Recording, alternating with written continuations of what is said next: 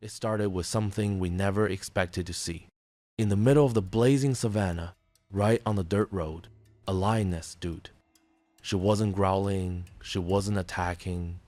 She stood tall, almost as if she was begging for help. Her golden coat was dull with dust, her ribs showing, and in her amber eyes, panic and exhaustion. She took a few steps back, glanced over her shoulder, and then looked straight at us again. "She wants us to follow her," Maya whispered. We stepped out of the truck and followed, hearts pounding. This was still a wild lioness. She led us through thorny bushes until she stopped beneath the shade of an acacia.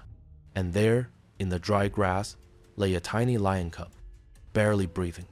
His hind leg was grotesquely swollen, covered in wounds, most likely from a poacher's snare. "If we don't act now, he won't make it till nightfall," Maya said, dropping to her knees.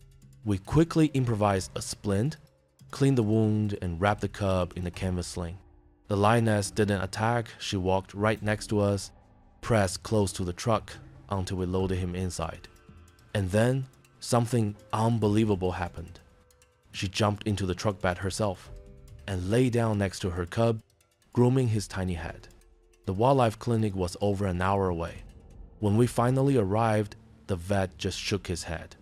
"The infection has spread. His condition is critical. He might not survive the night," he said. But we couldn't give up. We fed him with a syringe, gave antibiotics, turned him over every hour so he could breathe. And the lioness, we named her Amara, never left his side, lying by the crate, watching him through the bars.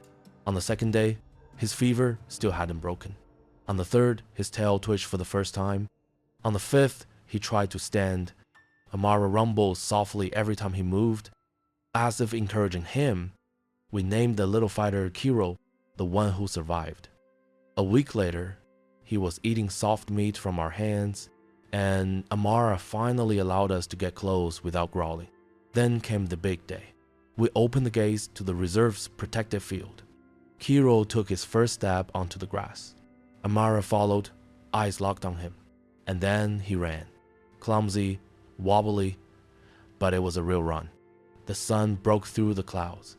Kiro let out a tiny, scratchy roar, and Amara answered with a deep, thundering call. When we released them into a larger part of the reserve, Amara turned back one last time, looking straight at us, as if to say, "Thank you." Alex said quietly, "We thought we were saving them, but maybe they reminded us that even in the wildest place on earth, there's still room for miracles."